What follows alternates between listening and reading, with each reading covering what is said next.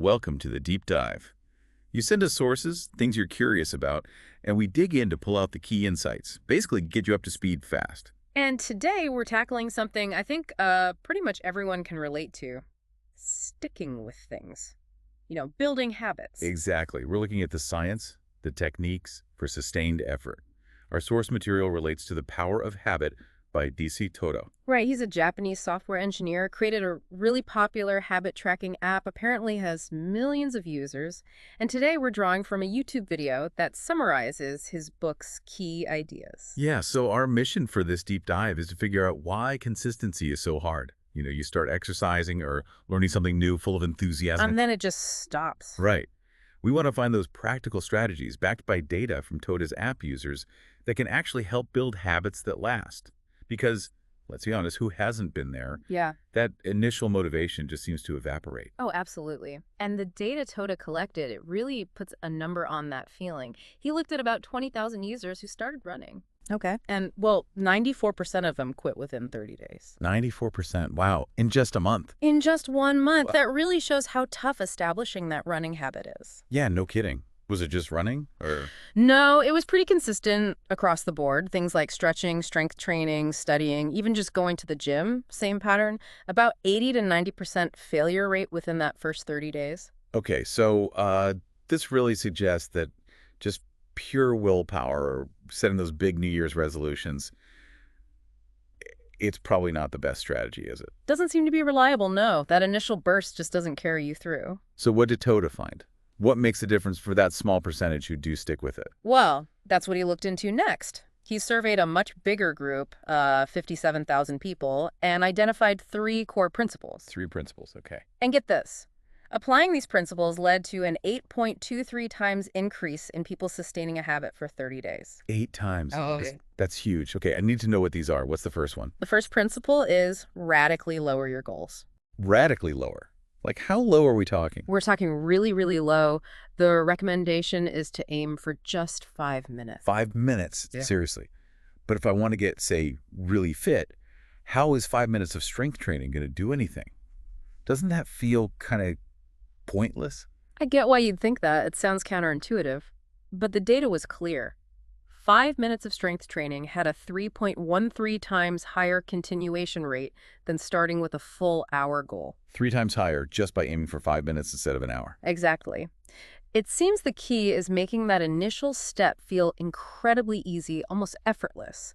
You avoid that feeling of being overwhelmed or failing right at the start. Right, so it's less about the immediate impact of those 5 minutes and more about just starting, breaking down that initial resistance. Precisely. Starting is often the hardest part. It's like a snowball effect. Once you actually begin, even if you only intended 5 minutes, you might find yourself doing more. But even if you don't, that tiny success builds momentum. It makes you feel capable, which fuels motivation to maybe do a bit more next time or the time after. It's about building that foundation. So, establish the habit first, even a tiny version of it, then worry about scaling it up later. Makes sense. Okay, what's the second principle? The second one is remember when you're ready to act. Remember when you're ready to act. Okay, well, what does that mean exactly? It's about timing. It means leveraging moments when you're already doing something else or about to transition between activities instead of trying to find a whole new slot in your day. You piggyback onto an existing routine. Exactly. You link the new habit to something you already do automatically. Can you give an example? Sure, like taking out the trash. If you're already walking out the door for work, grabbing the bag then is way easier than making a special trip later. Right. Or maybe reading on your commute instead of trying to force yourself to read for 30 minutes when you get home tired. You're already sitting there on the train or bus. Okay, so it's about reducing friction, making it the path of least resistance by tying it to something you're doing anyway. You got it. And the data supports this too. A survey of 4,000 people showed that linking new habits to existing routines led to about an 11% higher continuation rate. 11%. Mm-hmm.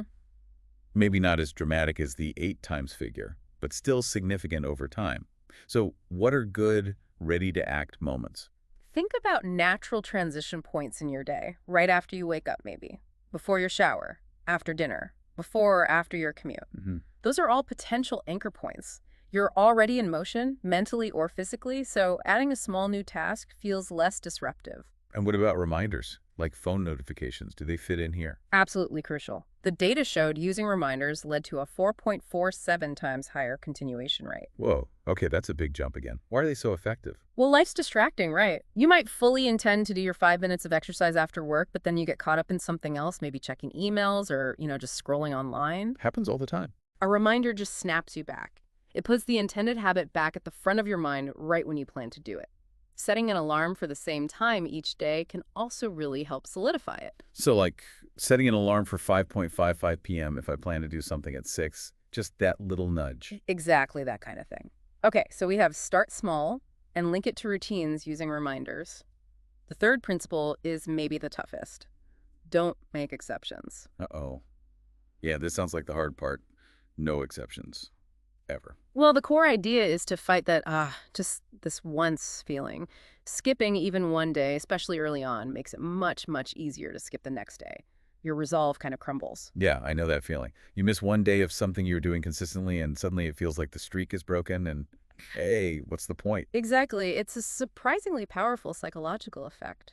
Toda's research actually suggested that doing something every single day, even if it's tiny, is often more effective for habit formation than doing longer sessions less frequently. Like those mobile games trying to get you to log in every day. That's a perfect analogy. It keeps the connection alive, keeps it part of your daily rhythm. But what about genuinely difficult days? Like you're traveling or it's a major holiday or you're sick. Your routine is totally out the window. Right, those days happen. And the principle isn't about being totally rigid to the point of absurdity. Yeah. The strategy for those days is do the absolute minimum. Minimal. Like how Oh. minimum? Like almost symbolic minimum. If your habit is 30 minutes of exercise, do 30 seconds. If it's reading a chapter, read one paragraph. If it's studying, solve one single problem. 30 seconds. One paragraph. Yeah. The goal isn't the workout or the learning on that specific day. It's about not breaking the chain. It's like logging into that game just to keep your streak. You're telling your brain, I'm still doing this. Okay, so it's about maintaining the psychological momentum, preventing that complete break. That makes a bit more sense than forcing a full session when it's just not feasible. Exactly. And related to this idea of not breaking the chain, there's the 2-day rule. The 2-day rule? Okay, what's this? This one's interesting. The data showed that if someone skipped their habit for 2 days in a row, 83% of them just gave up completely. 83% after just 2 missed days. Huh. Wow, that's a critical point then. It seems to be. So the rule is, if you do miss 2 consecutive days, you have to mentally reset your progress tracker back to 0. Ouch. Reset to 0, that sounds harsh. Why? It taps into loss aversion, that feeling of not wanting to lose something you've earned.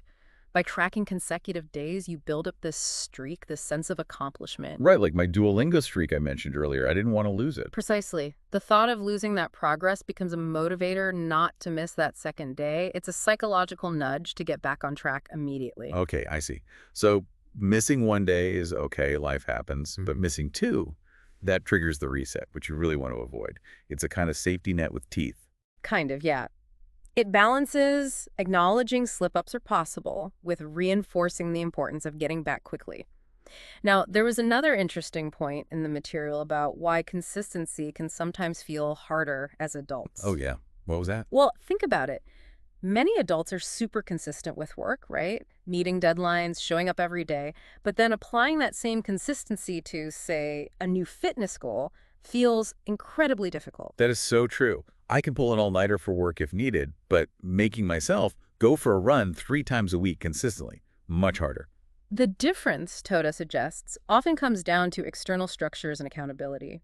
When you were younger, in school maybe, you had teachers, parents, maybe coaches, there were schedules, expectations, maybe grades or team pressure keeping you on track with studies or sports. Right. Definite consequences if you didn't do the thing. Exactly. As an adult, for your personal goals, those external pressures often disappear. Nobody's going to give you a bad mark if you skip the gym. It's all on you. So we basically have to build our own structures using these kinds of techniques because the built-in ones aren't there anymore for our personal goals. That's a great way to put it. We have to become our own accountability system. Oh, hi. But the good news, the encouraging part, is that if you do apply these techniques consistently, Yeah. the desired habit can eventually become automatic. It reaches a point where not doing it feels weird or even unpleasant. Like brushing your teeth. You just do it and it feels off if you skip it. Exactly like that. That's the long-term goal, for the habit to become so ingrained it takes more effort not to do it. That would be nice. So the overall message is really about applying these deliberate strategies, especially when starting something new. Yes, whether it's fitness, learning, writing, anything you want to be consistent with. Okay, let's wrap this up with a quick recap. The big ideas are start ridiculously small, maybe just 5 minutes. Right. Lower that initial barrier. Then link the new habit to something you already do. Use reminders to prompt yourself. Leverage those existing routines and fight distractions. And critically, try really hard not to make exceptions. Maintain the chain, even if it's just a tiny action on tough days. And remember that 2-day rule: don't let 2 consecutive days slip by without resetting, because that's a major danger zone. And putting these together isn't just, wishful thinking. Yeah. The data showed it can make a massive difference, like over 8 times more likely to stick with something for a month. A really significant difference, yeah. It shows these aren't just random tips. They're based on observed human behavior. So here's something for you, the listener, to think about. Consider one area where you found it hard to be consistent. Which one of these ideas feels like something you could actually try, starting today? Maybe it's a 5-minute rule? Or perhaps identifying one existing routine you could link a tiny new action to. Yeah, what's one small thing you could attach to, say, your morning coffee or your commute? Just something to mull over. Even picking just one of these principles and really committing to it could be the key to finally making that change stick. Great insights. Thanks for diving deep with us today on sustained effort.